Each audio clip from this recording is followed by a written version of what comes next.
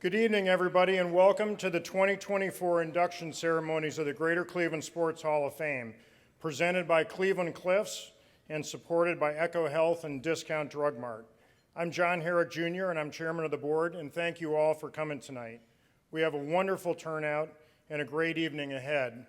We're going to try to do our best to keep your focus here while also updating you on the game from time to time.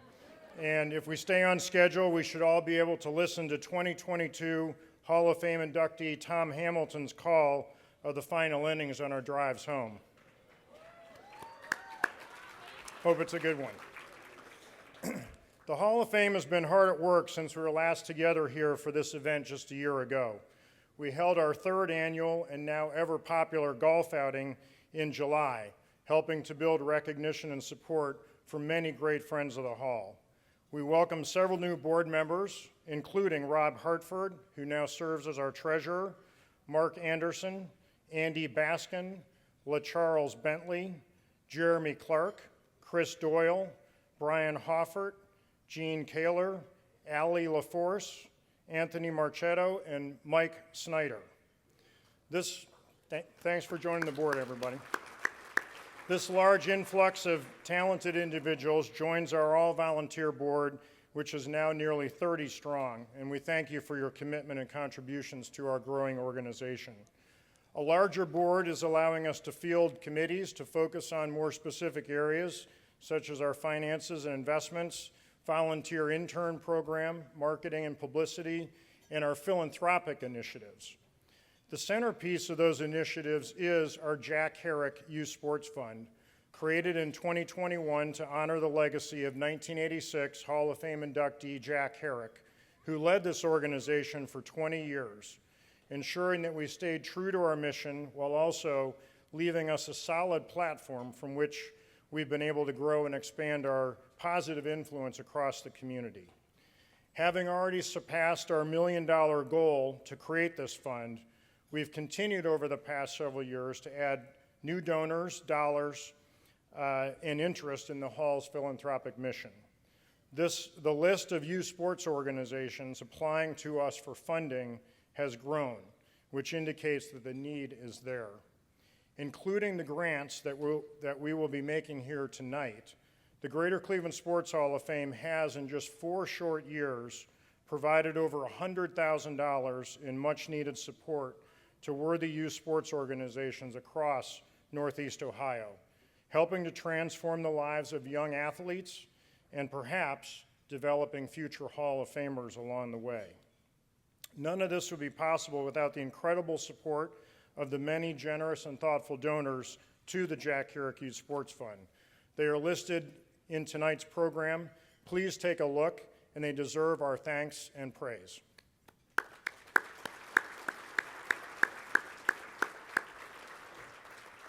A gift to the Jack Herrick Youth Sports Fund is a gift that keeps on giving, and that's because we've established it as a permanent endowment so that our support for youth sports across our region will endure well into the future. Please consider joining us in this important initiative. Jack Herrick always used to say when he stood before you at this event each year that the Greater Cleveland Sports Hall of Fame is a gem on the landscape of Northeast Ohio. And that rings true again tonight as we not only recognize the incredible achievements of 5 more sports superstars hailing from our region, but also lend support to the youth of Greater Cleveland who look up to the heroes of the Hall as they pursue their own dreams in sports and in life. And now, for the biggest news of all. For many years, the Hall of Fame has maintained a vision to create a permanent home for the Hall of Fame, a physical space where people can come to visit, to learn about, and be inspired by the incredible stories of our over 500 Hall of Famers. And with the added resources of the Jack Herrick Youth Sports Fund, we've hoped it could also be a place where kids could attend sports programs with Hall of Famers.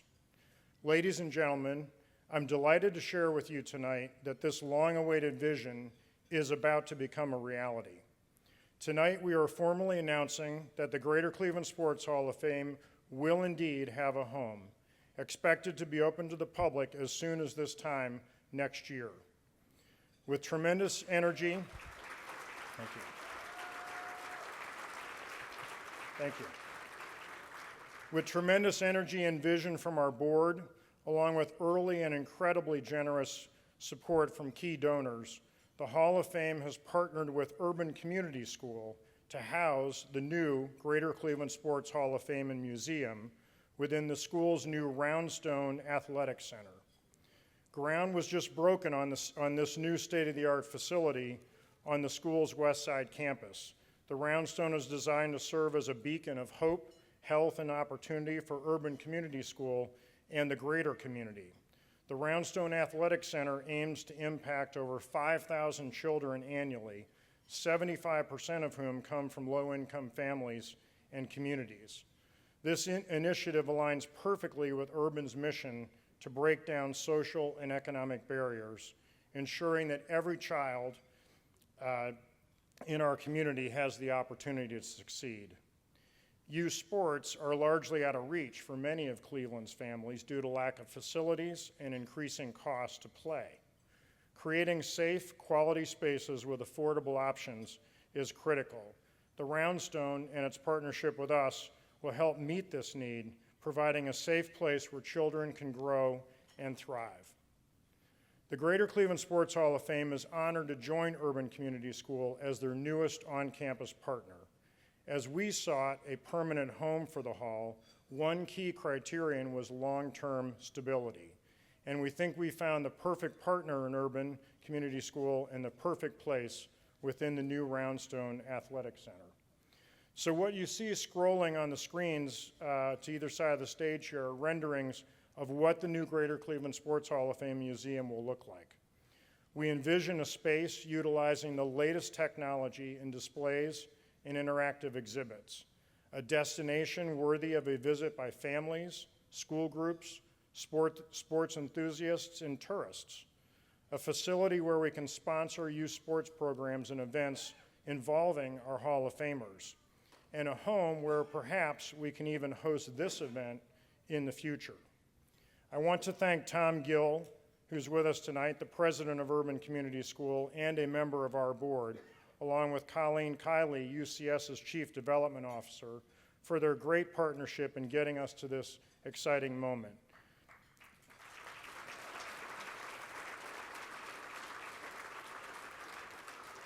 Tom, Urban Community School is lucky to have you as its visionary leader, and we are lucky to have you on our board. Thank you for helping us to make this vision a reality, not only for the Greater Cleveland Sports Hall of Fame, but for all of Greater Cleveland. I also tonight want to thank Tom Hablitzel, who is chairing our Home for the Hall committee. Not only is he attending to all the details of this new space, but he has also made a substantial financial commitment as well. Thank you, Tom.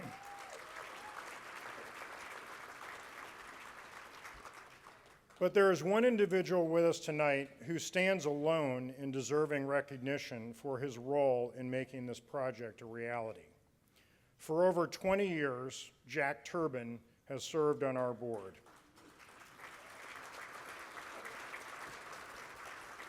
Alongside my dad, he helped to keep the vision and mission of the Hall of Fame alive and well. He's identified and helped to secure many of our inductees over the years. He was instrumental in bringing aboard Bob DiBiasio as our president. He helped to start up our annual golf outing. And when we decided to create the Youth Sports Fund, Jack led the fundraising drive, gently twisting the arms of many of you in the room tonight, while also meeting our goal to raise $1 million, which we did in just a few short months. The results of that effort now speak for themselves. But then came this Home for the Hall project, and Jack's efforts have truly gone to next level. He has spearheaded this project, tenaciously steering both the Hall of Fame and Urban Community School to form a unique partnership. He has a passion for both organizations, which includes the creation of the Susan and Jack Turbin Play Space at UCS.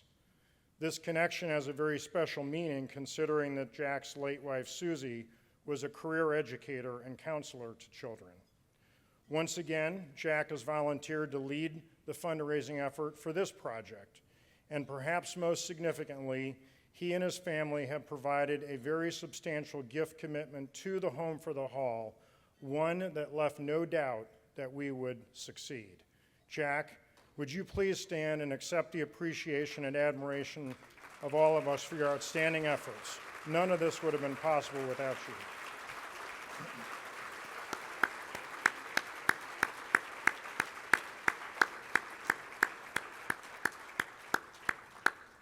Thank you, Jack. So I mentioned fundraising for the Home for the Hall project. Our goal is to raise at least $2 million, part of which goes toward UCS's construction of the Roundstone Athletic Center, part of which goes toward building out the Hall of Fame and museum itself, and part of which goes toward expanding the Jack Herrick Youth Sports Fund to help sponsor Hall of Fame-led youth programs at our new home. I'm pleased tonight to announce that through the initial phase of fundraising that we've already done, we've secured commitments of $1.8 million for this project as of today.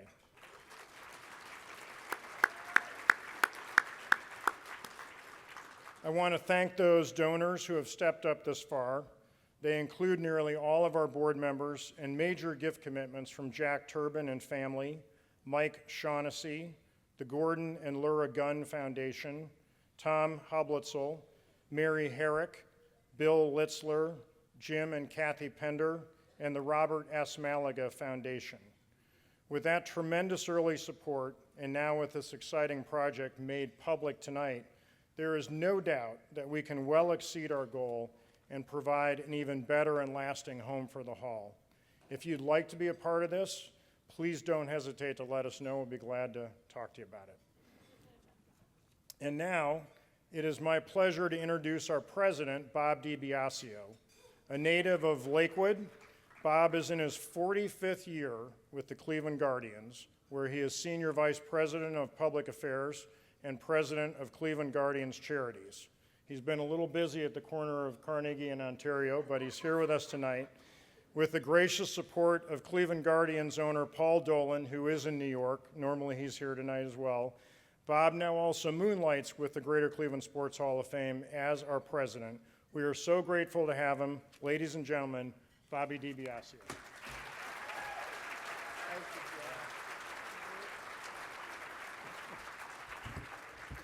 Thank you, John. Incredibly exciting time for the Greater Cleveland Sports Hall of Fame. Thank you for your leadership. I know your father is absolutely beaming, as I'm sure, with the advent of the Greater Cleveland Sports Hall of Fame and Museum becoming a reality. As John indicated, again, for some of you who may not be aware, that John's dad, Jack, was our leader for more than 20 years. We established the Jack Herrick Youth Sports Fund in his honor 4 years ago.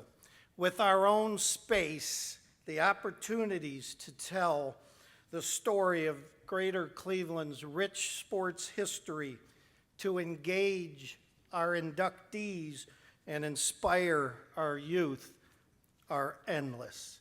It is truly an honor to recognize achievement as well as assist in the initiatives created to make a positive impact on the lives of the youth of Greater Cleveland who have chosen sports as a foundation of their future success, and to work alongside our dedicated board members.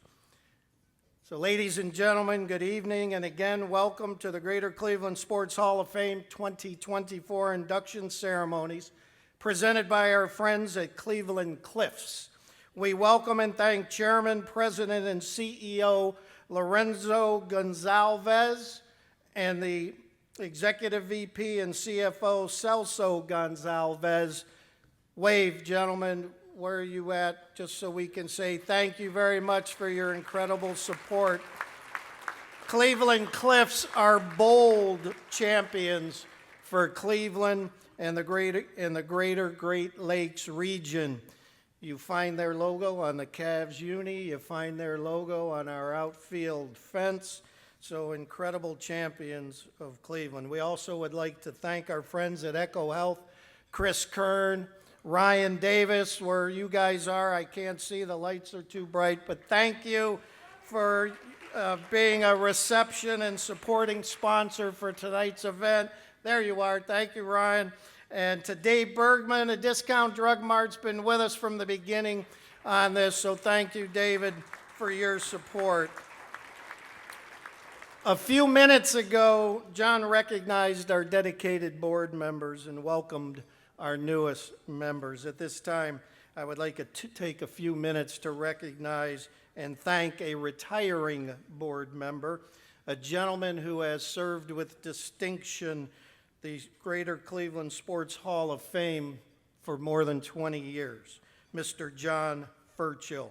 John, please come forward. We have a plaque to present to you and say thank you for your incredible service to the Greater Cleveland Sports Hall of Fame.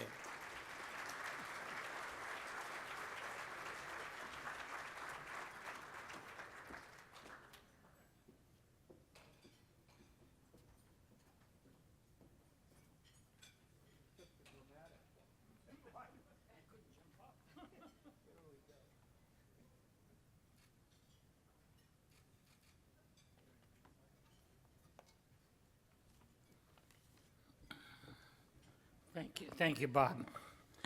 Bob gave me 28 lectures on Make It Short, so I'm doing that. He's being kind. Or was it 30? I don't know. I just want to thank a few people who have been involved with me from day one. And I have a wife of 56 years who's over here that everybody in the world should be that lucky. And I have two wonderful daughters who are over here who have been great daughters but also great mothers to 6 grandchildren who I've adored since the day they were all born, etc. I'm very thankful but very proud of my time with the 2 Jacks, and that means both Jacks, and we know who the second Jack is. Okay, I was the enforcer in this thing. Jack had a vision, and Jack Turbin had a reputation, and I didn't need it. I had a bad reputation already, so I became the enforcer to get us what we needed to get done. And when Rick Bay and I started the Greater Cleveland Sports Commission, Jack Harry calls me and says, "How come we can't get that notoriety like you got for the Sports Commission?" And then we went on our merry way, and Jack said we needed to change the game plan, and we moved ourselves down to downtown. I'm very proud of my association with this Hall of Fame, and I hope my legacy measures up to what the 2 Jacks legacy, and I thank you for everything.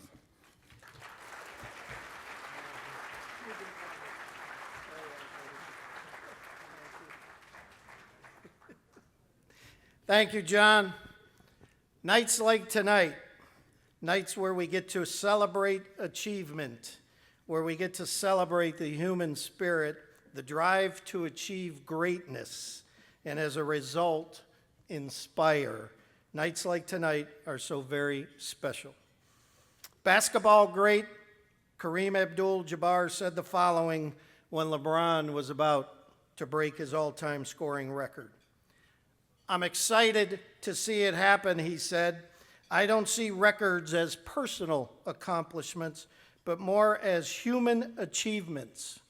If one person can do something that's never been done, that means we all have a shot at doing it. It's a source of hope and inspiration." He said, "Remember Roger Bannister broke the 4-minute mile back in 1954. Since then, not only have more than 1,400 runners beaten that time, but the new record is 17 seconds less. We all win when a record is broken." The Greater Cleveland Sports Hall of Fame celebrates star athletes and notable sports figures who were either born or raised in Greater Cleveland or have made their home here in our region. Nominations are accepted from a 9-county region: Cuyahoga, Geauga, Lake, Ashtabula, Lorraine, Medina, Portage, Summit, and Stark. Each of our inductees has a personal story of commitment, dedication to their sport or profession. It is a story of discipline, commitment, perseverance, sportsmanship, and excellence in achievement. The Greater Cleveland Sports Hall of Fame encourages and inspires those who believe in the importance of sport and its direct impact on the well-being of our community. Tonight we celebrate 5 who will join a list of more than 540 inductees across 30 sports, a class that includes trailblazers, exceptional athletes, and local standouts who stared down bias and challenges on the road to success. From the beloved voice of the Browns to leaders on and off the court of the Cavaliers to inspirations who overcame personal and societal hurdles, the class of 2024 represents the best of what Cleveland sports has to offer. From the world of the media, let's welcome the class of 2024. From the world of media, Mr. Jimmy Donovan. From the world of basketball, the legend Wayne Embry. Also from the world of the NBA, Wild Thing, Anderson Varejao.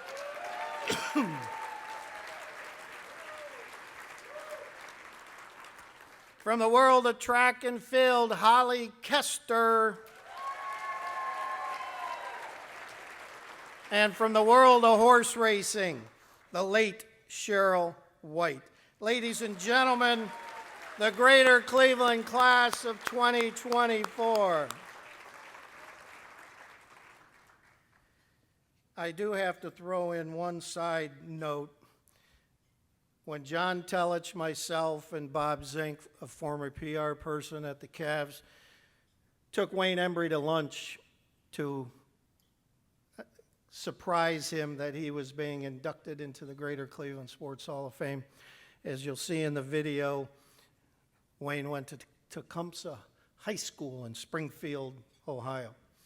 So I asked Wayne, I said, you know, my basketball coach at Ohio Wesleyan University, I only played 1 year, so I said, but my basketball coach at Ohio Wesleyan University, Coach Shannon, and he turns to me and he goes, my high school coach.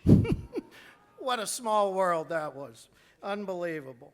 But we're honored to have a number of past Hall of Fame inductees with us tonight. Joining us this evening, if you could just stand and wave when I tell your name, Phil Bova, basketball. Ellis Burks, baseball. Austin Carr, basketball.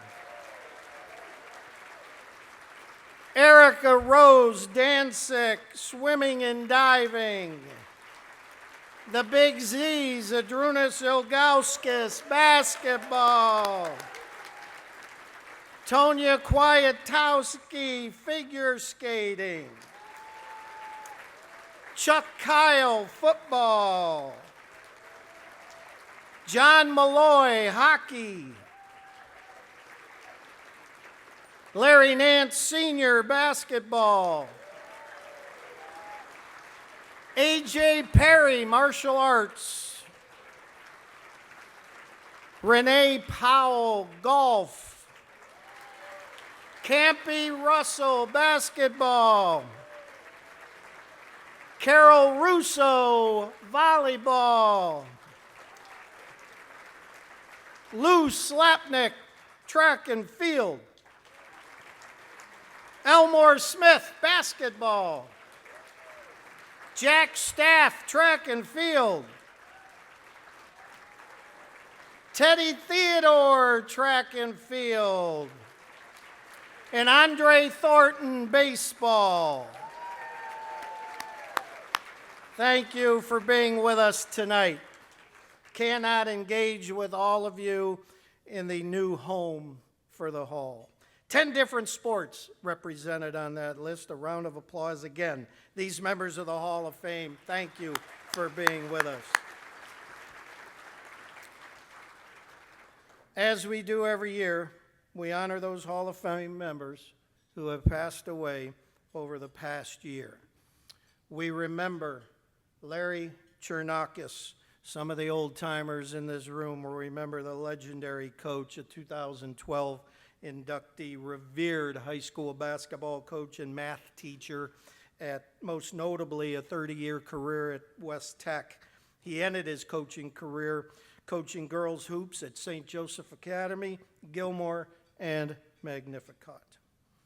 Bobby Bingo Smith, 2001 inductee, one of the original Cleveland Cavaliers, known for that beautiful rainbow jumper of his and one of the most famous long bombs in franchise history.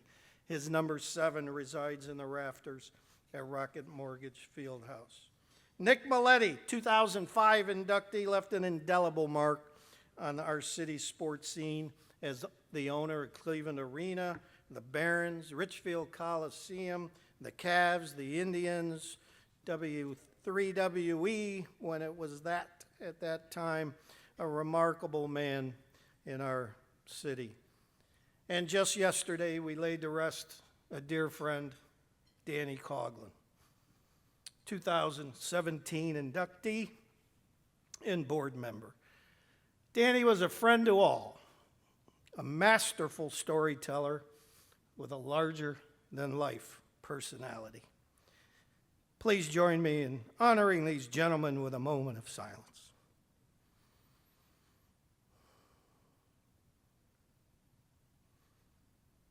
Thank you. It is my pleasure now to introduce Cleveland Guardians Hall of Famer and Greater Cleveland Sports Hall of Famer, class of 1999, Mr. Andre Thornton, who will deliver tonight's invocation.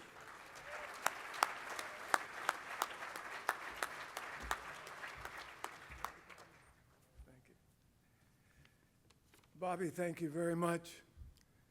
It's always a joy to see so many of you out here to celebrate a time that we think is a wonderful time, acknowledging our athletes and all of those who have played a major role in our sports community. I like to think of this as a day that the Lord has made, and we want to rejoice and be glad in it. And tonight is a wonderful night to do that. I want to congratulate Holly and the family of Cheryl Anderson, Wayne Embry, and I'm forgetting someone, Jimmy Donovan. Thank you all for being such a part of our city.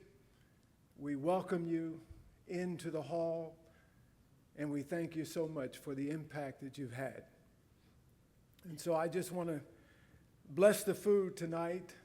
Sitting at the table, and the person asked me that, aren't we supposed to bless the food before we eat? I said, no, we don't quite do it that way here. But let me bless the food and give thanks to our Lord for what he has done, not only for this city, but for our Sports Hall of Fame, and for all of you who've played a part in making it what it is today. Dear Lord, I want to thank you for your blessing, your mercy, your grace.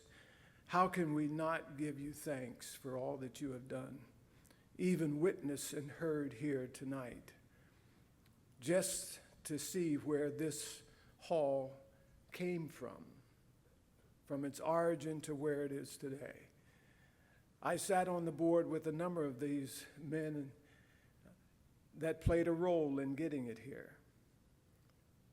And now to see how far it has come, it is only with your help and your blessing. And so I ask, dear Lord, that you would bless this evening. Let us rejoice in it. And may you bless the food that we're about to eat, that it might nourish our bodies. But most of all, we want to say thank you in the blessed name of our Lord and Savior. Amen.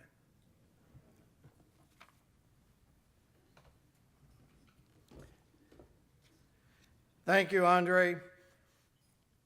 Some of you may not be aware that Andre was our organization's first recipient of the Roberto Clemente Award for exemplary community service back in 1979. So he's a Hall of Famer on the field and a Hall of Famer off the field as well. One business issue relative to the fishbowl raffle. We're going to keep it open during dinner. We'll shut it down right before the second half of the program begins. There's some really cool items. We hope you have a chance to purchase some raffle tickets this evening. We'll be pulling the tickets right before the second half of the program, and at the end of the night, we'll put the winning tickets to each raffle item up on the screen for you. So enjoy dinner. We have an exciting program ahead.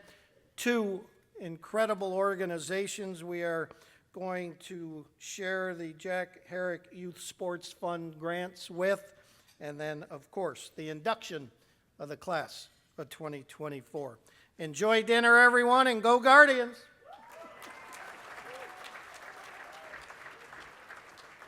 Ladies and gentlemen, could ask you to please find your seats as we'd like to begin the second half of tonight's program.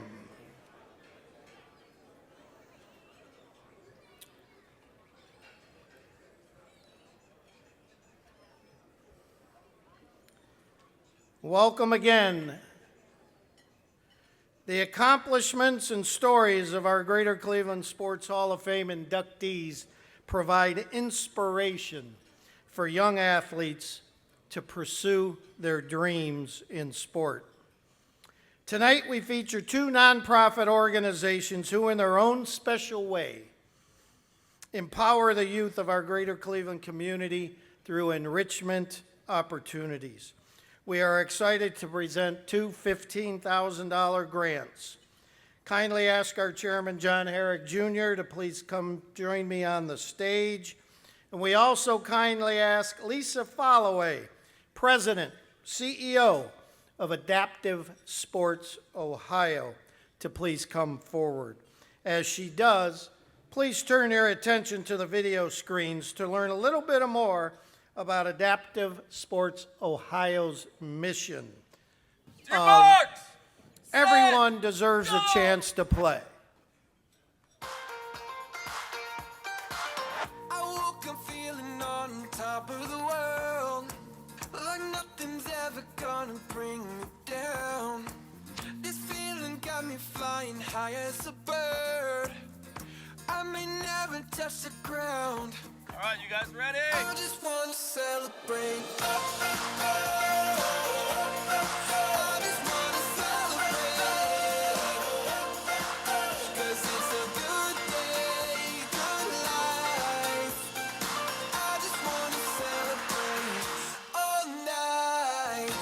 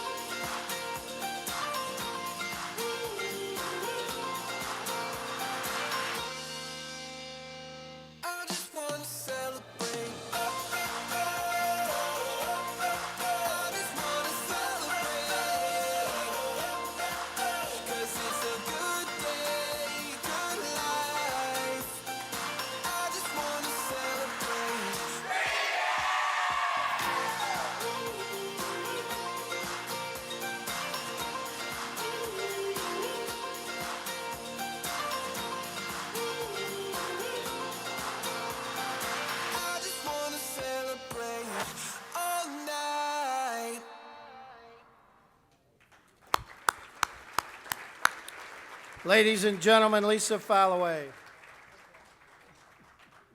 Good evening. Thank you so much. What a privilege to be here. Thank you to the Greater Cleveland Sports Hall of Fame for selecting Adaptive Sports Ohio to receive this significant honor. I would also like to just, publicly say thank you to Jack Herrick and the legacy that he has left in our community, but also that this award is made in his honor. What a privilege for us to be one of the few that have received this so far. At Adaptive Sports Ohio, I consider myself very privileged to be the founder and CEO. We've heard this evening about why youth deserve a chance to play sports, and we believe that. My son Casey is with me today. He was born with a disability. And my experience with him is the reason that we started our organization. He wanted to be an athlete. And through adaptive sports, he had that opportunity. And I knew that more people needed a chance to play. And we're so excited that we get to do that through our community-based sports, working with school districts to open the doors of opportunity through interscholastic opportunities. There's nothing more powerful than wearing your own home school jersey and getting to be part of that sport culture. But we also do a 3-day sports camp, which you just watched on screen, and we'd love to have you guys be involved in Dream Camp. It's a really great experience, and your support through this grant, through this award, through this opportunity is giving us a chance to get more kids with disabilities off the sidelines and into the game and benefiting from all that sports provides. So thank you all. Again, thank you to the Hall of Fame. Thank you to the fund, to Jack Herrick Fund and his legacy, and for choosing Adaptive Sports Ohio. We're very, very honored and humbled. Thank you so much.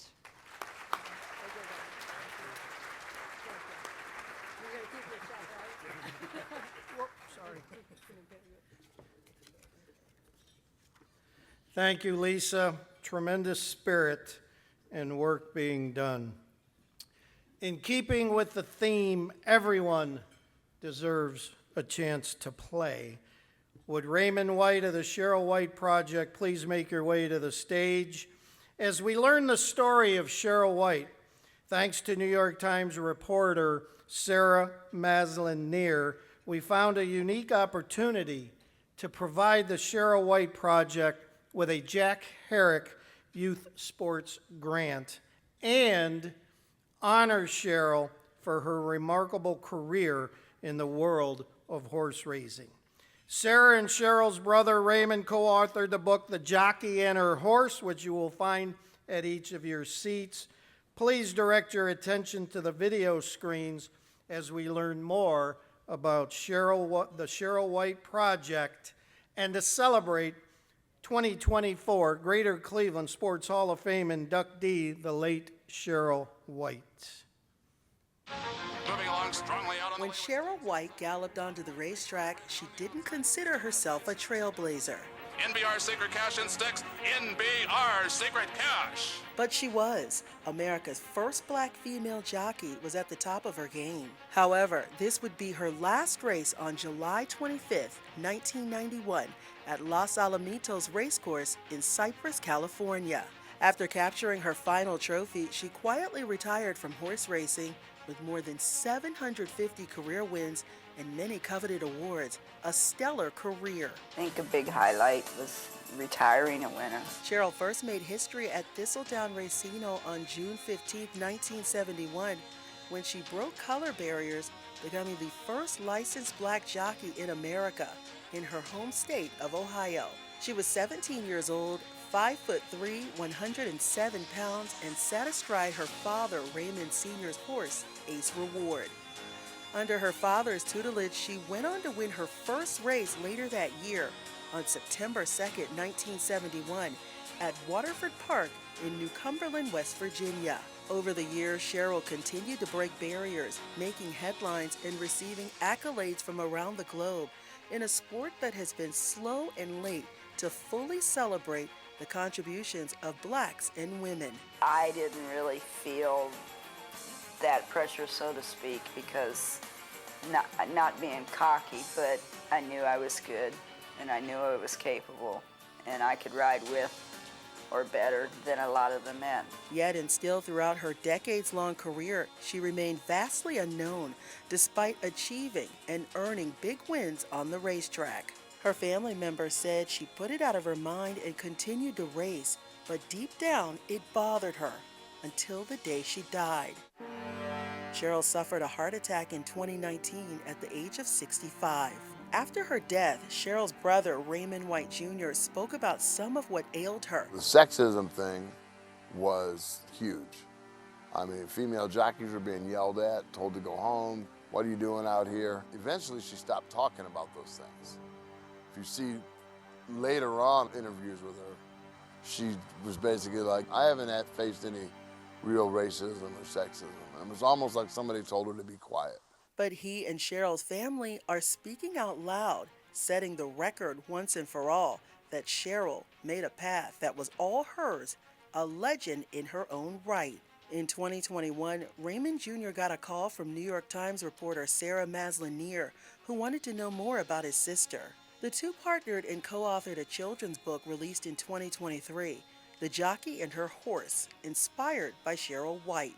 Raymond Jr. and the family also created the Cheryl White Project to, quote, ensure that the legacy of America's first black female jockey doesn't get lost to bygone memories. Her family now beating the path where she left off, trying to restake her place in horse racing glory. The time was right. So we've done a lot, and we're not done. So that's the whole thing. We're not done, we're not done, we're not done. If you can do well and make the best of that opportunity and you do good, and then things fall into place. It's in my blood.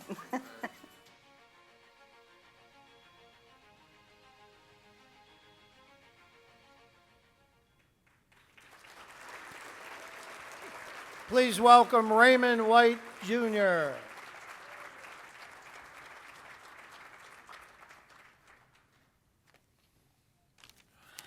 Well, that was pretty emotional for me, I'll tell you. Thank you, everybody, for being here tonight. We're honored to be here. We're honored that Cheryl's being honored in this way, it's been a long time coming, and we thank everybody here for bringing her we're speechless to the point of,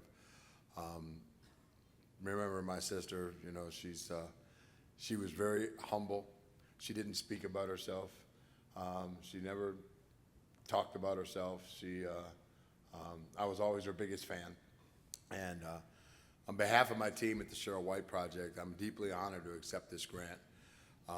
It would be a great help as we come into 2025 and begin our mission to bring disadvantaged youth face-to-face with horses in the many facets of horse racing. The funds will allow us to begin creating a safe and supportive environment where young people can finally engage with racehorses, build confidence, develop life skills such as discipline and empathy and responsibility. Through our partnerships with local stables, racetracks, horse racing professionals, we aim to provide free access to riding lessons, mentorship programs, and educational workshops created in-house alongside our partners. This grant will help us in our efforts to ensure that our program is accessible to those who need it most. By showing and teaching them about Cheryl's journey against all odds, as well as the rich history of African Americans in horse racing. We hope this will help to inspire a whole new generation of horsemen, women who would otherwise never even know these opportunities existed. Whether you're a jockey, a trainer, a breeder, owner, veterinarian, farrier, racing official, or other leadership role, we intend on guiding these kids to connect them with others in this industry. Cheryl, it's been a heck of a journey with the book. Sarah Maslanier contacted me. We want to do a movie, a documentary, and she's just been, I'm sorry she's not here tonight. She has a big event in New York City tomorrow, and scheduling just wouldn't allow her to be here. We wanted her here so bad. But as we move forward, we want to make sure there's a support network for kids through the entire way they eventually become a part of, with ongoing education, a hands-on experience, college scholarships, and apprenticeships. We hope to help usher in the beginning of returning African-American horsemen to the prominence they once achieved that built the foundation of the sport of kings. My father was a trainer for 60 years. Bob Railbird Roberts here knew my father well. When I had a conversation with him one time when Cheryl was in the hospital, he told me, he says, yeah, your dad galloped horses in tennis shoes. I said, well, if you knew my dad galloped racehorses in tennis shoes, you really knew my dad. So he didn't wear cowboy boots or nothing like that. I still don't know how my dad did that. But So we come from a horse racing family, and it's been 122 years since a black jockey won the Kentucky Derby. Jimmy Winkfield in 1902, and only 3 black trainers have had interest in the Derby since 1944.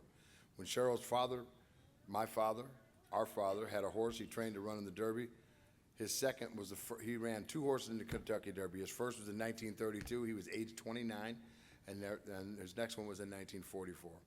We have a lot of work ahead of us, but we have some wonderful partners in this industry, and we are working with and hope to continue growing in 2025 and beyond with this support and help of people like you in this room. Tonight, we can do it. We can't do it without you. Thank you again for believing in our mission. Together, we can make a lasting impact on the lives of young people and empower them to thrive. And that's what we intend to do in the name of Cheryl and make her legend continue. So thank you very much, everybody.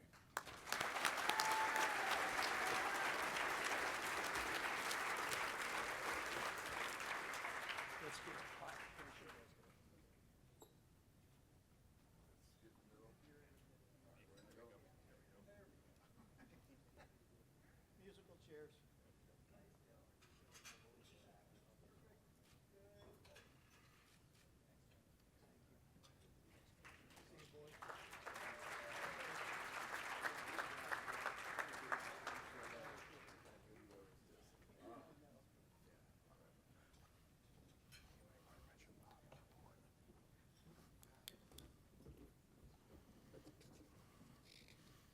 Thank you, Raymond, and we thank Sia New Yorkor of TV19 for that incredible, wonderful piece on Cheryl. The Greater Cleveland Sports Hall of Fame is proud to partner with Adaptive Sports Ohio and the Cheryl White Project as the newest members of the Jack Herrick Youth Sports Fund. It's now time to formally induct our 4 additional honorees of the class of 2024. To do the honors, please welcome veteran sports anchor, a man who spent more than 40 years at Fox 8 until his recent retirement, one of the most respected sportscasters in our city's history. He has an absolutely phenomenal podcast called Telich Talks. You need to check it out. He has a tremendous number of interviews with inductees of the Greater Cleveland Sports Hall of Fame. Ladies and gentlemen, Cleveland's own Mr. John Telich.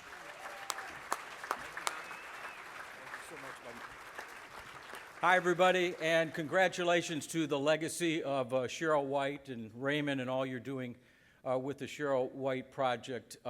Very honored to be a part of what you are doing going forward, and honored that she is in the Hall of Fame. Kind of our leadoff, our first leadoff hitter. And of course, I would also like to say that it's been a huge blessing for me to be up on this stage the last 4 years, putting the videos together and being able to show you in the video format, as it were, what makes our inductees so special. So we're going to continue to go along that way. This is the 4th year utilizing the video, and of course, very thankful that the folks at Fox 8 have been very kind to me, even though I'm on the retirement side, to be able to use the great professionals there and the facilities that we have at Fox 8. It's a special class, and every lineup does need a leadoff hitter, and it's a co-leadoff hitter, Cheryl being the first one, and the second honoree to be a leadoff hitter goes to a woman who served her country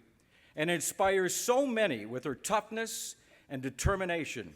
Retired U.S. Army Captain Holly Kester.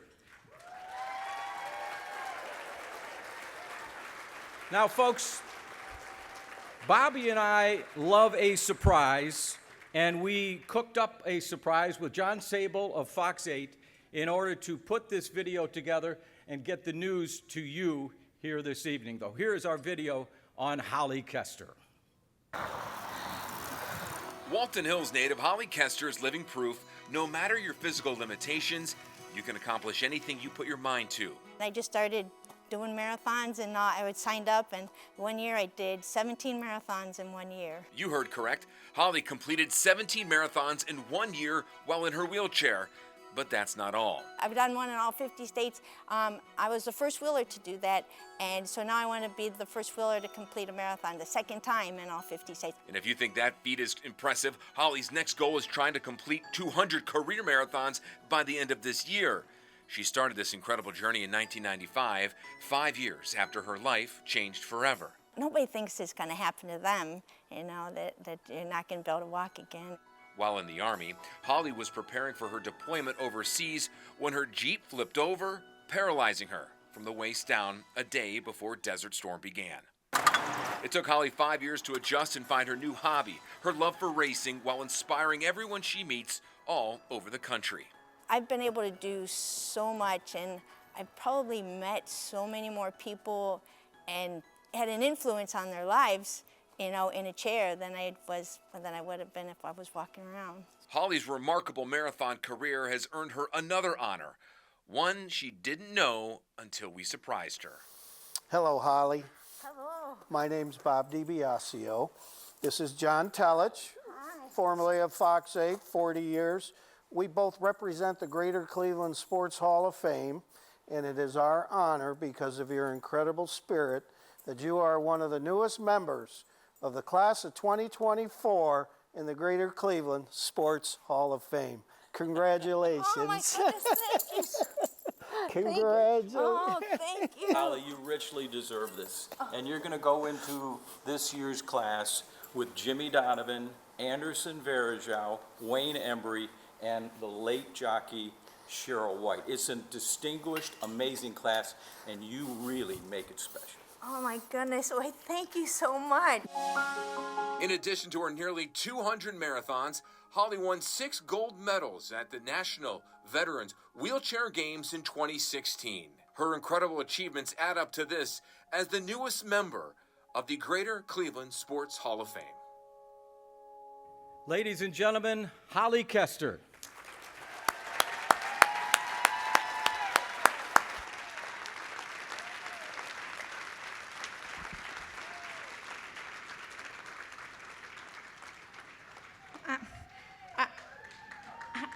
I want to give all glory and honor and praise to the Lord God Almighty, who makes all things possible and provided me with a support system that I couldn't have done with all this without. So, August 90, when I first got hurt, I was on a striker frame, and it flips over, so my face was down, and then flip over every 2 hours. And my mom, she came down and visited, and she knew I hated being upside down, and bless her heart. Now, she was 55 years old, and I'm thinking, wow, this old lady gets on, and I was thinking 55, I'm older than that now, but she got on the floor and in a dress and lay down there and talked to me, and I go, Mom, what am I going to do now? And she said, God's got a plan for you. And he did, and he put people in my friends and family that have supported me the whole way. When I think back on my first journey, I think my VA family, my doctors, my coaches that first introduced me to adaptive sports at the National Veteran Wheelchair Games, and then my current coaches that they fueled my passion for wheelchair racing, made sure that I had the equipment I needed, and also and made sure they kept me healthy.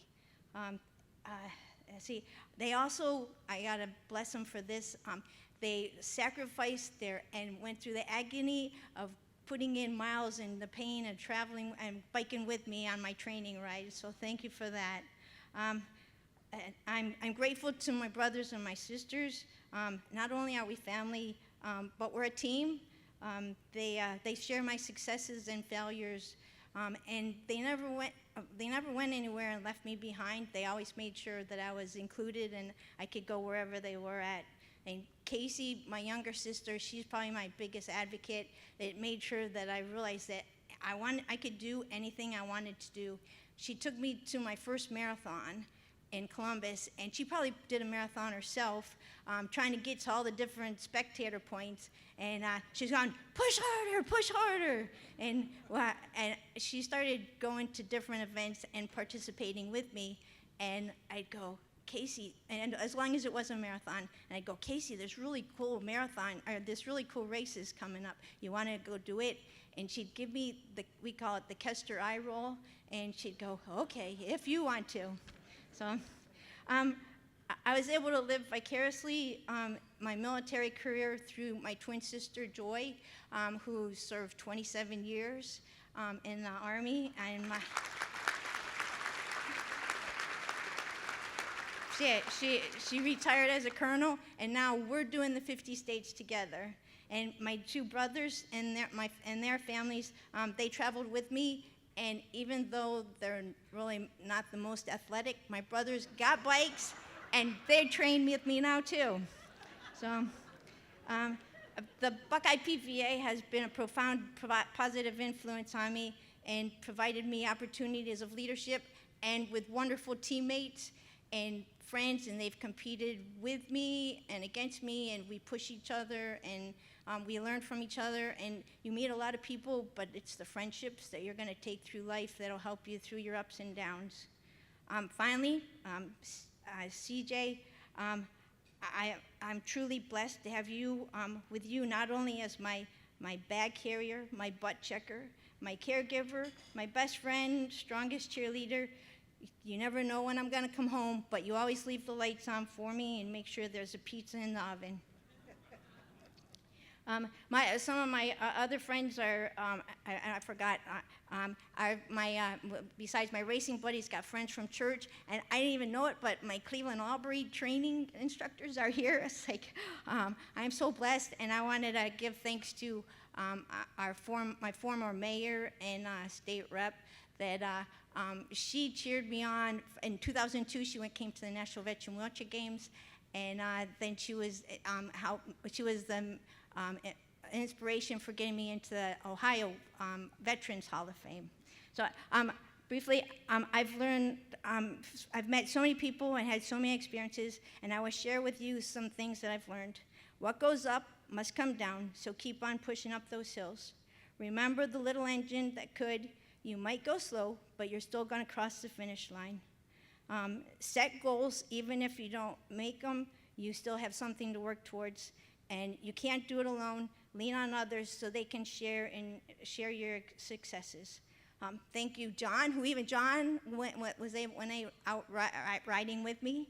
So John and Bob and the Greater Cleveland Hall of Fame for recognizing me and inducting me giving me such honor, doing something that I love doing.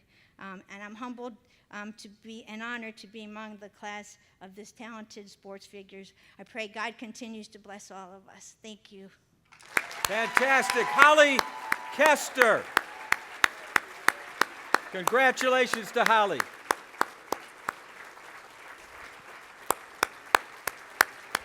Thank you for your service, and thank you for your example.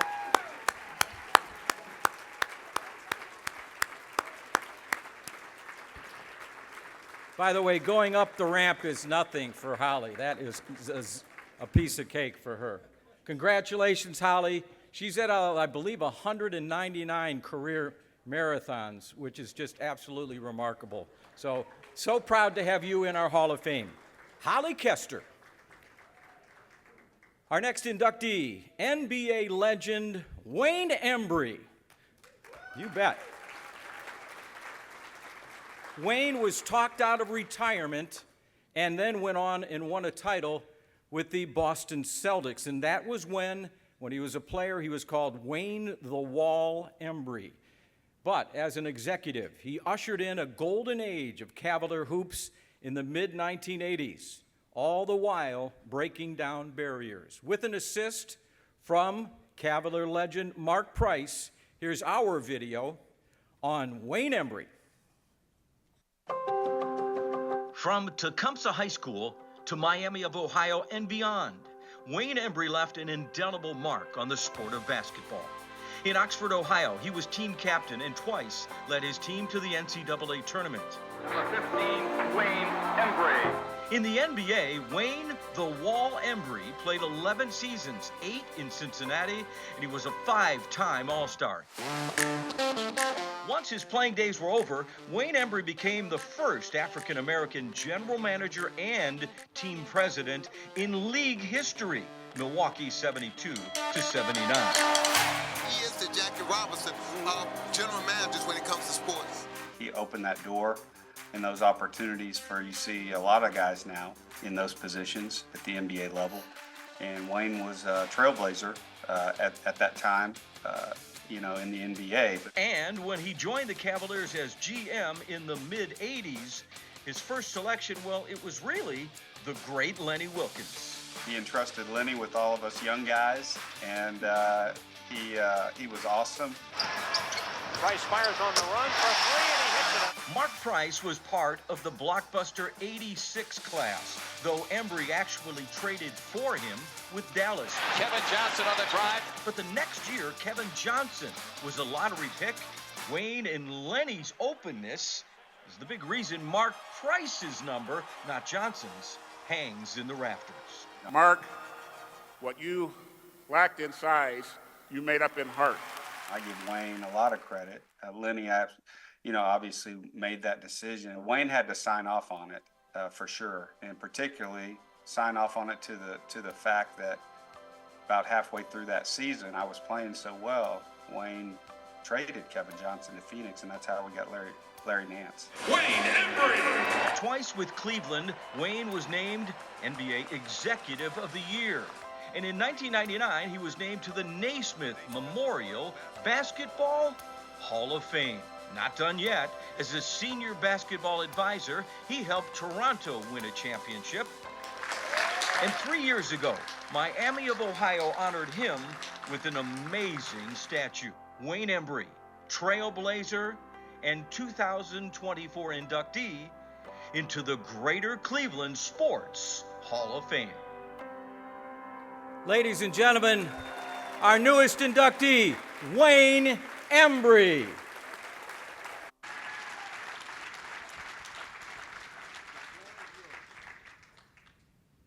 Thank you very much. This is a great honor. I grew up outside of Springfield, Ohio on a little farm. And when I wasn't baling hay, I was playing basketball, football, baseball. And my dad, having played baseball, wanted me to be a baseball player. So I went out for the high school team. My high school basketball coach was also the baseball coach. And so he was very instrumental. He played baseball with my dad somewhere along the way. And so they wanted me to become a baseball player. And I grew up with the Cleveland teams, both of the Cleveland teams at the time, the Indians and the Browns. And it was during a time that the Indians were contending for championships, and I wanted to become a baseball player. So I went out for the high school team, made the team, and we were playing a team that the scouting report said they had a great curveball pitcher. So I asked my dad, I said, how do you hit a curveball? He said, dig in, wait for it to break, and then swing. I said, okay. So I dug in, waited for it to break. It didn't break. So I got home that evening, my dad asked me how it was, and I showed him the big bruise on my shoulder. So that ended my baseball career until, well, it didn't really, because several years later, when I was general manager of the Milwaukee Bucks, the Brewers had a pregame long ball hitting contest with some of the Bucks players and management and Green Bay Packers. So I participated in that, and I, like many of us who didn't really play the sport, hit ground balls and strikes and foul tips, and you got 8 pitches. So after a while, I stepped out of the batter's box and I said to the catcher, I said, how many more pitches do I have? He says, you got 1 more left. So I stepped back in the batter's box, pointed to the left field bleachers. And Andre, I took it out.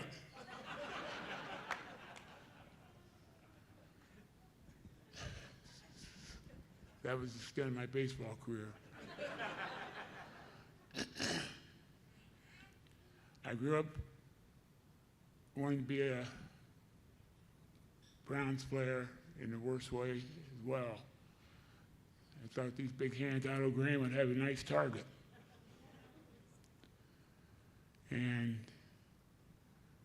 I chose not to play football as the Cincinnati Royals drafted me to play basketball, and that started my basketball career. And I still was being pursued by several football teams to play football. The New York Giants sent me a contract. I talked to their general manager, and I want you to hear this. You basketball players that are in the room,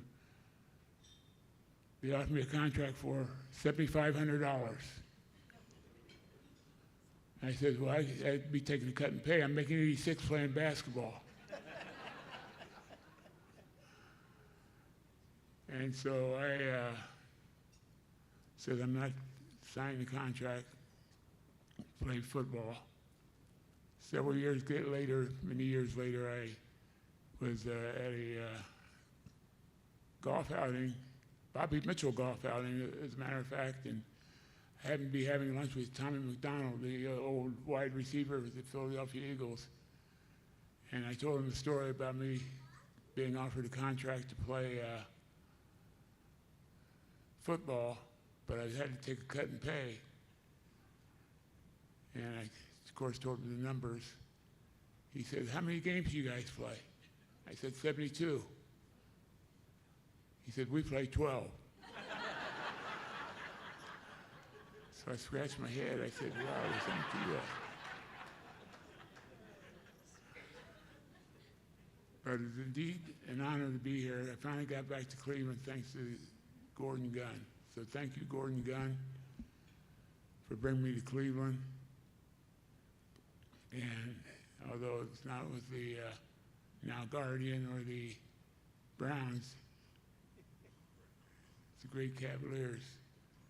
And I'm so fortunate to have been able to work with great people, great ownership, coaches, players, staff.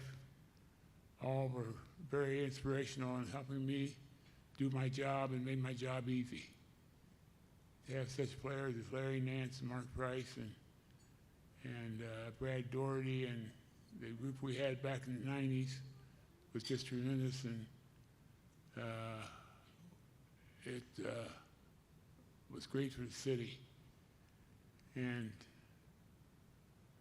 although I am not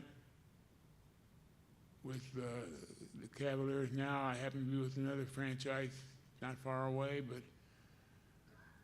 my second team I pull for is the Cavaliers. And when you won the championship several years ago, I became overcome with emotion watching the parade, because it was something we weren't able to accomplish back during my tenure as the general manager of the Cavs. But we had some great teams, and I tell you, it was quite emotional to have the fans support that we had at the old Richfield Coliseum, and then we moved downtown. So I thank the fans and many of you in this room were very supportive of us during those years.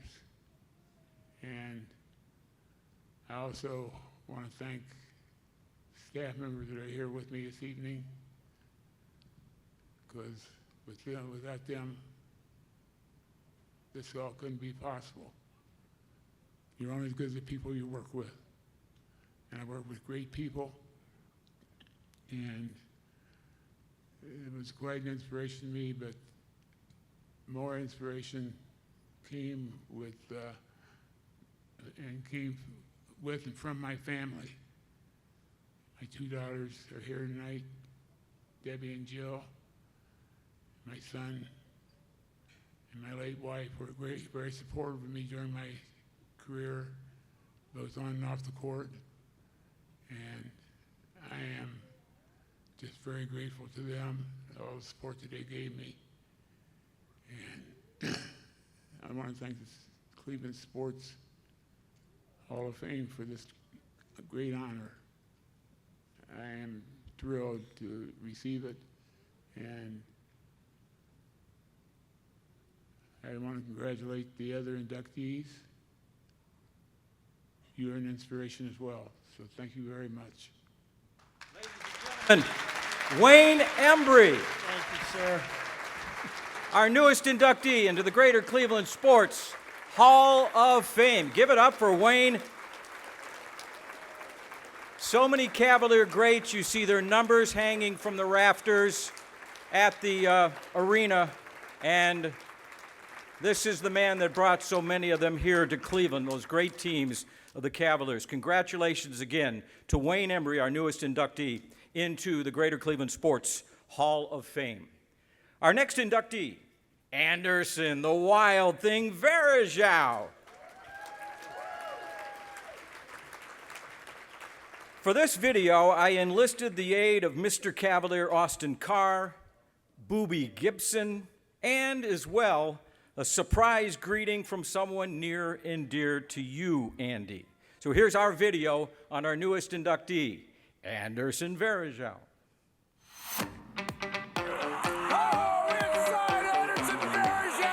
He broke in with the Cavaliers in '04 and immediately won over the old school coach Paul Silas. I gotta say, John, a little bit surprised that he right away put that kind of faith, because Paul is all about his veterans.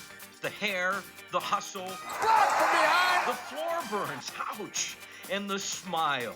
A fan favorite who thought he could do it all, right, Boobie? Andy Bucket. See, y'all might know him just as the Wild Thing. But let me let y'all in on a little secret. You should come to the bench and want the plays called sometime for him, because he used to be like, Boop, I shoot that thing. Coming up, Varejao has to fire a prayer. Got it! Wild Thing mania in full force. Wig night?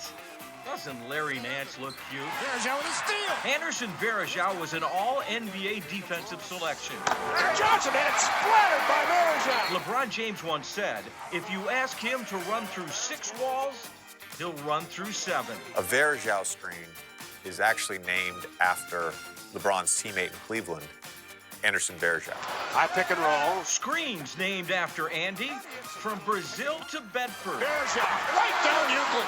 The Wild Thing is making his mark. Rebound, Varejao! Are you kidding Always me? said you were one player that I always wish I had a chance to play with. Not only are you a great player, but you're a great person. So this is your day. Enjoy it. And go Cavs. Nobody deserves this award more. Nobody represented the city of Cleveland better and laid it on the line like this guy right here, man. So Anderson Varejao, the Wild Thing, your little brother, congratulations, man, and I love you. Finally, while your big brother Sandro inspired you, what you've accomplished has motivated your niece, Syracuse hooper Isabel. Oi, tio. Congratulations on being the Cleveland Sports Hall of Fame. I'm so proud of you. It's amazing to see the impact you've caused in the city of Cleveland and also everywhere else, in Brazil especially, and also for me. You're the biggest role model I could ever ask for. I love you. Congratulations. Gentlemen, our newest inductee, Mr. Anderson Varejao, the Wild Thing.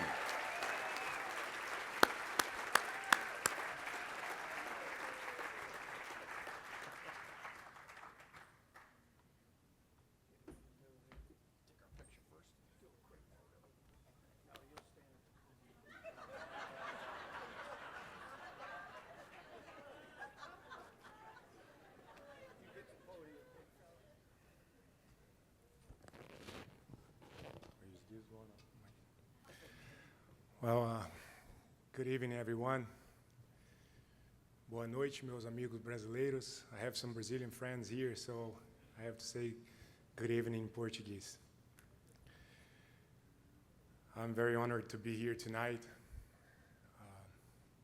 It's a special night for me, for my family, and for everyone that supported me throughout my career. I would like to start with congratulating all the inductees of the night. Congratulations on your amazing careers and accomplishments. Very well deserved. Tonight is a night to thank a lot of people, and I would like to start with you guys, the fans. Thank you for the love and support you gave me during the 13 seasons I played for the Cavs. It did not matter. Good games, bad games, good years, bad years, championship runs, rebuilding processes. You guys were there for us. Thank you.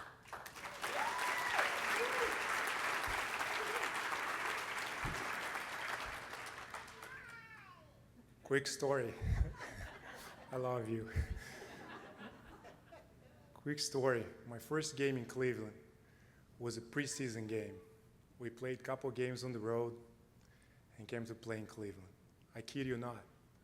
Not even 5 minutes into the game, you guys were screaming my name and screaming at Paul Silas to put me in the game.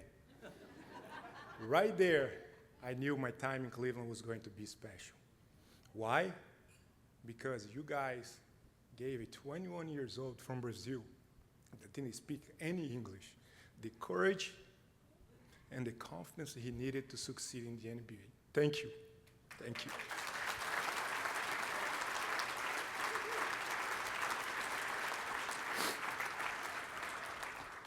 Now I would like to thank Mr. Gunn, Dan Gilbert, and the Cleveland Cavaliers organization for giving me the opportunity to represent the same franchise for 13 years, a franchise that I can call 5 stars.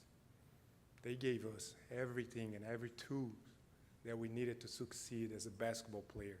I'm very thankful to them.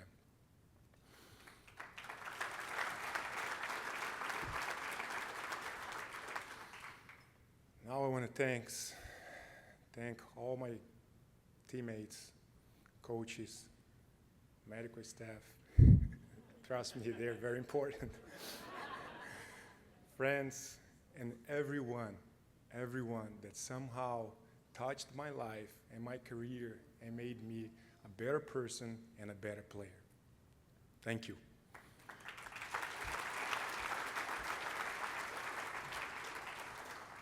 Since tonight is a special night, I have a special person here with us that I don't know if I would have made without his help. Big C, thank you, my friend.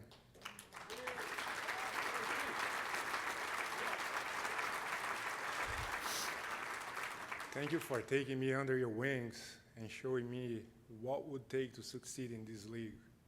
You went out of your way at times, not only you and your family. Jennifer, we love you. You did everything in your power to help me. Why? I don't know, maybe because of the hair, who knows? I really appreciate it, my friend. You were not only my teammate, you were my mentor, and you were, most importantly, you were my friend. And you're someone that I can call anytime and talk to. You helped me on the floor and off the floor like nobody else. Thank you. I'm grateful to you. Appreciate it.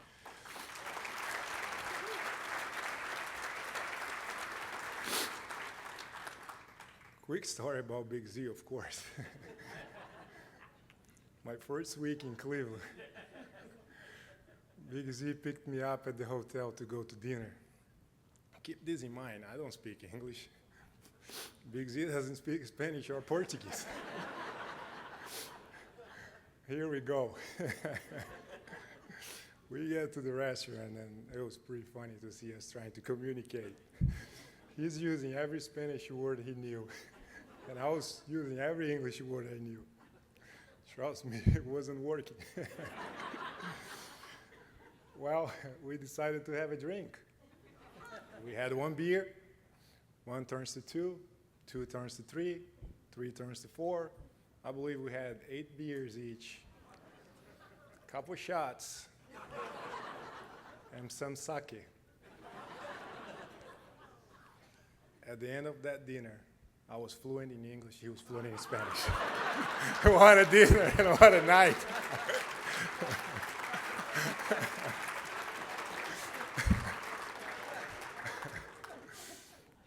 Lastly, I want to thank my family.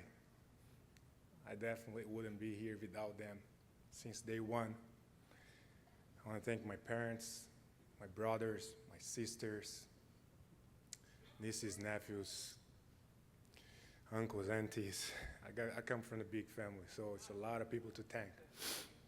I want to thank all of them for not only giving me the love and support I needed, but also for all the travels to Cleveland to be here with me, not only to support me playing, but to give me some comfort at home, to make sure I would eat the food that I grew up eating, to make sure I would hug them or watch TV with them. We talk about growing up. We talk about everything we went through to get here, to the NBA, all the travels around the country too, to watch me playing. All the phone calls from my dad. Listen to this. Not every game was on TV in Brazil, but for my dad it was. Because even the games that they didn't have on TV, he would follow the box score, the play-by-play, the whole game, and would call me at 2 in the morning and talk about the game like he watched the game. There's nothing like this. Like this love and this support, it just made me stronger. It was tough at times to be away from my family, Christmas, New Year's, all the holidays.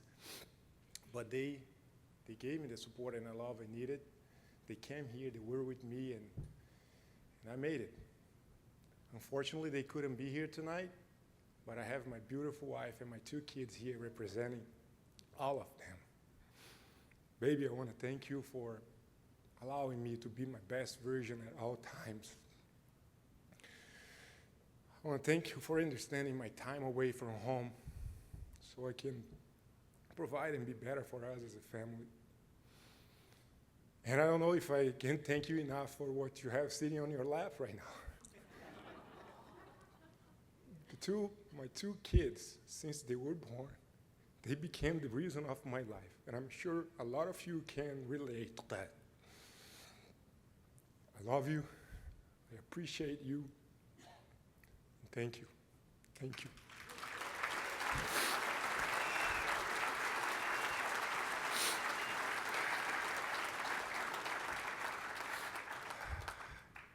My goal tonight is to learn Lithuanian. So I'm going to go have a drink with Big Z.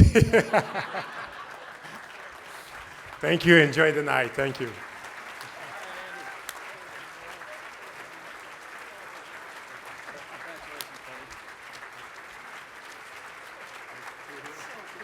Give it up for the Wild Thing, Anderson Varejao.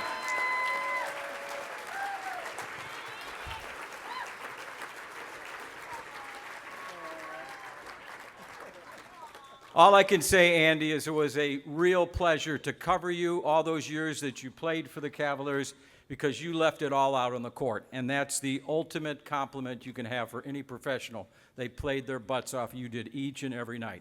And also, thanks for the insights of the new basketball odd couples, Zydrunas Ilgauskas and Anderson Varejao.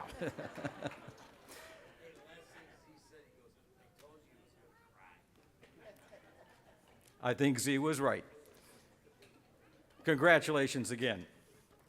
Well, ladies and gentlemen, our cleanup hitter tonight is one of the brightest lights to ever shine on the local sports media scene. 39 years here, the pride of Channel 3, and since 1999, the voice that buoyed our spirits on Sundays and always told it like it was in the Browns radio booth. And I can speak firsthand the anxious moments I would have week after week worrying about whether or not Jimmy Donovan had a scoop on us over at Channel 8. I loved competing against him. I loved the aspect that we were both in the media together, but at different places. But first and foremost, there's nobody I respected more in the local sports scene, in the media, than Jimmy Donovan. Let's roll the video on the great Jim Donovan. Good evening, everybody. Jim Donovan along with you. What was the feeling waiting on the sideline? Jim Donovan has been the eyes and ears of Cleveland sports for 40 years. The World Championship City resides right here in Cleveland. And he's been the voice of your Cleveland Browns for 25 years. Steps up, he gets hit, he gets sacked, back at the 10-yard line. And it's Courtney Brown again. A hat trick for Courtney Brown. The Steelers with 4 seconds are trying to get the field goal team on. 2, 1, they won't get the kickoff, and the Browns win it. The Browns have won it. It's fair to say Jimmy has seen it all.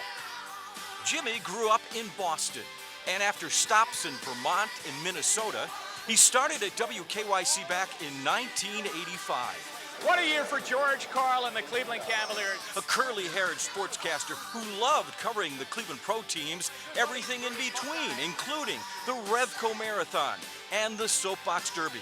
Jimmy also represented Northeast Ohio in the national spotlight, working for NBC Sports, covering the NFL, and multiple Olympics. So the Browns defense looks very strong. What about the Browns offense? But his dream has always been to be the voice of a team. Growing up, he practiced into a tape recorder calling Bruins games. Thank you very much. That dream became a reality in 1999 when the Browns named him the radio play-by-play voice. Green stutter step, he's through. First down, 40, 45, 50, 45, 40. Run, William, run. There goes Chubb. He's to the 30, 20, 10, 5. Touchdown, Chubb-a-lubba hub. Jimmy always cherished the most loyal fan base in all of sports. He poured his heart and soul into his craft. Fires, it's picked off. They got it. Joe Schobert got it. He picked it off at the 43-yard line.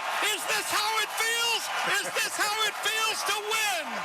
The ultimate professional who can turn a phrase with a lightning-quick wit. Good practice for the Browns. Excellent practice here at Channel 3 today. Bob playing with a bad shoulder. And capture a moment magnificently while always telling the truth. This is the worst loss I can remember the Browns ever suffering since they've come back in 1999. Even though Jimmy was born and raised in Boston, his home is Cleveland, and sports fans embraced him as one of our own.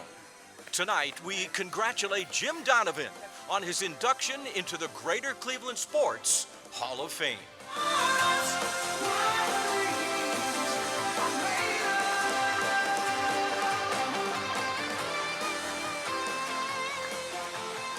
Ladies and gentlemen, let's give it up for Mr. Jim Donovan, and special thanks to Yak and also editor Matt Hine over at Channel 3 for crafting that beautiful tribute to Jimmy. I just lent my voice and not that much else. They really capture the essence of what Jimmy Donovan is all about. Recently, Jimmy, as you all know, was named a Browns legend along with Phil Dawson. He was unable to attend that event due to a serious health battle, and that is the case tonight. So representing Jimmy this evening, his dear friend and, of course, the longtime football coach and 11-time state champion at St. Ignatius High School, ladies and gentlemen, Chuck Kyle. Thank you. Wow, thank you. Thank you, John. I appreciate that. And folks, I am so honored to be here and do this tonight.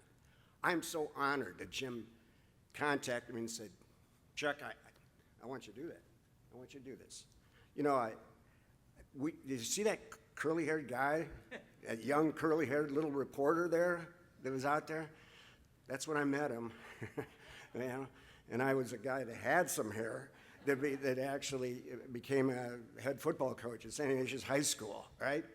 And what ends up happening is, and with guys like this man, John Telich, these two reporters are perfect examples of, yes, there's the pros and all that fantastic excitement that happens in Cleveland, Ohio because of that type of sports. but they're high school kids, and they're exciting too. And these guys made it that exciting. And so I'm so honored to do this.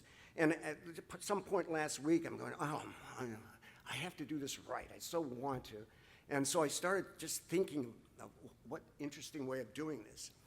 And a couple phrases came to me, and I thought, that's it. I'm going to use these phrases. And now, folks, if you go back, can you guys remember a television show by the name, it was on ABC, The Wide World of Sports? Remember The Wide World of Sports? That went from 1961 to 1997, is that right? That's how long that show was on. And if you would remember, the show for all those years would begin with the same introduction. It was the same one. It was the following. I'm going to use my announcer voice here. It's pretty good. Spanning the globe to bring you the constant variety of sport, the thrill of victory, the agony of defeat, the human drama of athletic competition. I remembered that. I was a pretty young kid, actually, when I first heard that. I'm going to use that to talk about tonight, and as I talk about the situation with Jim. Especially when you sit there, and first of all, for 25 years, Jim Donovan and Doug Deacon team up, and they are the voices of the Cleveland Browns. Now, that's a very unique thing, because Doug Deacon, right, he was a lifetime Browns guy. He's in the trenches. He could sit there and tell you all about the blocking schemes and the various defensive situations that were going on. And he would be sharing that during the game. And certainly, when you hear the thrill of victory, the agony of defeat, I'm sure Doug Deacon could tell us plenty of stories of that, right? But I'm sitting there thinking about it, and I'm picturing Jim and all those great games, you know, Red Right 88 and all those things that you guys had to cover. And there are you guys, the thrill of victory, the agony of defeat. But when the second part of that quote, the human drama of athletic competition, Jim Donovan owns that one. He owns that one. The human drama of athletic competition. Ladies and gentlemen, Jim Donovan is an excellent storyteller, isn't he? You go back in the history of mankind, and there are all these revered storytellers, right? You go back with Chaucer and Shakespeare and in our Hemingways and all that, because they could tell a great story, and those stories would inspire you. They would teach you things about life. And here's this man who so enthusiastically and so accurately would tell the story of what's going on. Folks, you guys witnessed it, I did too. You know, people would go to the stadium, and they're watching the game. Did you happen to notice they had a transistor radio, or they had now they have the pods in their ears? What are they listening to? They're watching the game, right? Yeah, they were listening to Jim, right? And the television. Now, I got friends, I'm sure you do too, that are watching the games on television, and they turn the sound all the way off, and they put the radio on to hear Jim and Doug talk about the game. They're so authentic in what they did and so inspiring, right? And you could tell, I'm going back now, because that's the Jim Donovan you know, right? And what's interesting, over the years, I always believed that you're coaching young men, and whether you win or lose, I'd always say, all right, fellas, you got 24 hours. If you lost, you got to face up to it. It's okay to feel that loss. If you win, you get 24 hours to enjoy it. But that's all you get. You get 24 hours because there's another challenge coming up. And you happen to notice Jim Donovan would have a show on Monday night at about 7 o'clock. It was Jim's Take or something like that, right? Notice it was at 7 o'clock, so 24 hours. And he would just, at that point, just simply, okay, this is what the Browns did yesterday, this is how it happened, and this is what they're working for. And when he finished that, it was done. Next challenge, let's go. And he was so, that show was just so brilliant in doing that. And so what he gave us in the community was just a thrill, and it was so authentic and so real. Now, to be a little more personal side. Yeah, he was the curly-haired guy, and I was the young little coach, right? And so what ends up happening, you know, it would be so easy to say, wow, those guys don't care. But we had guys like John and Jim, and they did care about high school. They'd come down to the practices, and they'd take film, and they'd, you know, just interview and so on like that. And so I can just tell you this. It was either my first state championship experience or the second one. You know, I'm on the field, and there's Jim Donovan, right? And he comes over, and it's this big, authentic hug that he gives me. I hugged him 20 minutes to a half hour before I hugged my wife. Gosh, Jim, this is great. After the second one, you know, I get a phone call later that night. I got home back to Cleveland from Columbus, and here we are. I get a phone call. It's Jim. And Jim goes, Chuck, want to have an interview tomorrow. I want to have an interview. This will be great. And now look, I don't want you to have to drive all the way downtown for this interview. So I tell you what, we will drive out to your house. Sure, okay, that sounds great. Thank you, Jim. Maybe I can get some sleep, all right? So sure enough, I think it was about 10 in the morning, there you go, here's the truck pulling in. It's Channel 3, out jumps Jim Donovan, and there's all setting up in the living room, right? So here's my three oldest kids come down, and they're still in their PJs, and you know, and so on like that, and they're all watching this all being set up. And there's Jim, he's playing with the kids, right? He's talking to them, having fun with them and everything like that. We sit down and do the interview. And what happens? Well, two of mine, kids kind of wander off, but my oldest daughter, she's in the little picture, this little girl, she's in her bathrobe, and she is standing there, and she is amazed at what's going on. Her eyes are like this, and she stayed the whole interview watching it. And what's interesting about this, folks, 17 years later, she's a reporter for WKYC, and she anchors the news for WKYC. So I definitely give credit to Jim Donovan, because I didn't do that job, right? But I give him credit because that little girl, right? And in witnessing an experience like that, who knows what clicked in her mind, and she goes on and goes into her career.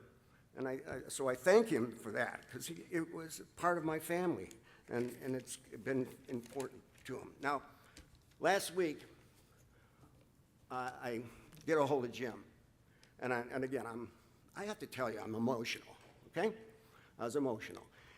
And I said, I texted him saying, look, what would you want me to tell the people? What do you want me to say to the people of Cleveland that adore what you've done, appreciate so what you have done? And so, folks, if you would let me, I would like to read to you what he sent back to me. Coach,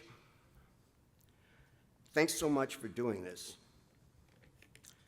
I'm fighting hard here, and the outpouring of support and prayers have been incredible, and it really keeps me going. And just to be with my wife, Cheryl, and daughter, Megan, for as long as I can, keeps me fighting too.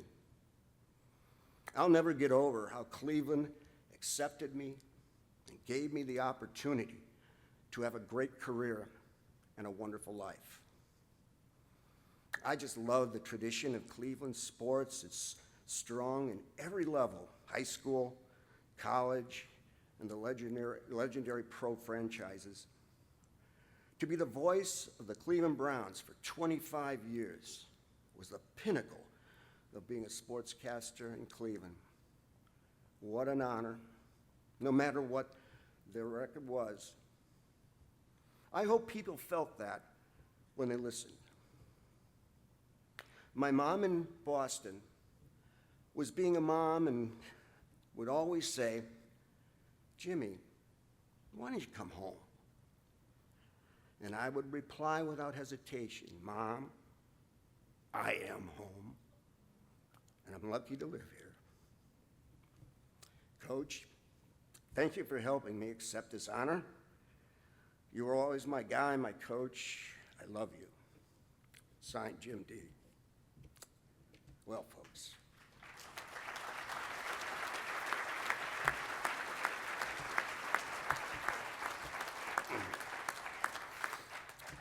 Well, we love you too, Jim Donovan.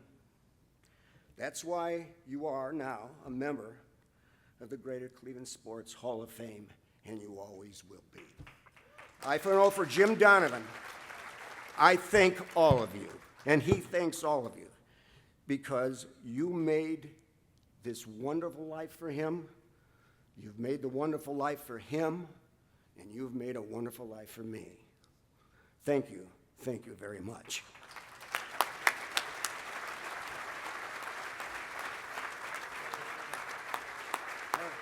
Thank you, Coach. Thank you.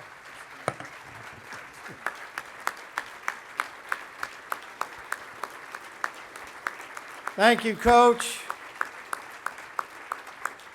All of our hearts are with Jimmy.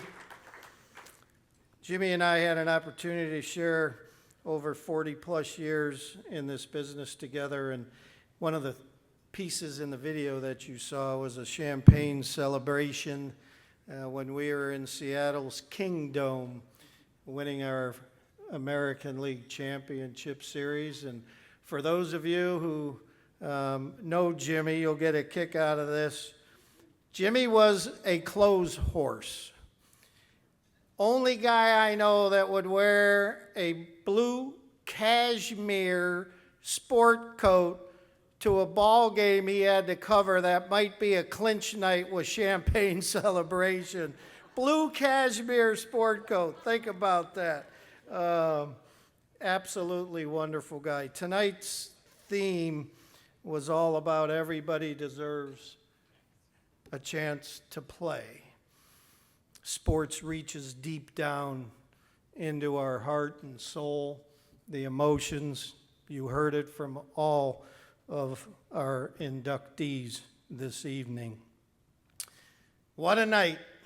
Congratulations to our inductees, Cheryl, Holly, Wayne, Andy, and Jimmy. One more round of applause for all of the class of 2024. Just a couple business items. We would ask you to please remain in your seats as we kindly ask Andre Thornton to come forward to give the benediction. To our friends at Cleveland Cliffs, Echo Health, Discount Drug Mart, GV Art, for this great banner up on the stage, and for your support of what we're trying to accomplish, not only with the Jack Herrick Youth Sports Fund, but to inspire the youth of our city as we share with them the incredible stories of the inductees of the Greater Cleveland Sports Hall of Fame. To Adaptive Sports and the Cheryl White Project, we're honored to assist you in your efforts to provide opportunities to the youth of Greater Cleveland. And a sincere thank you to all of you donors of ours who have made gifts to the Hall of Fame all these years. Again, everyone deserves a chance to play. We have an incredibly exciting future ahead for the Greater Cleveland Sports Hall of Fame, and we thank you for being a part of it. Ladies and gentlemen, Mr. Andre Thornton.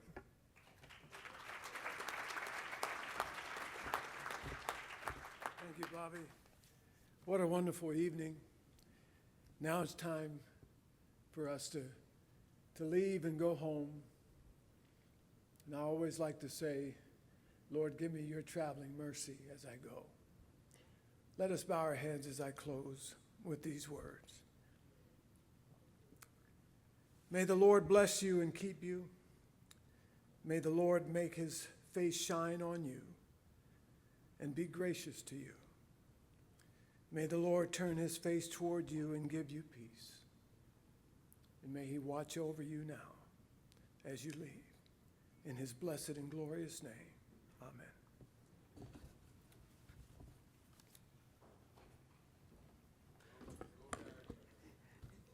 Yeah, go Guardians. What the hell's the score anyway? Are we 3-2? What inning is it?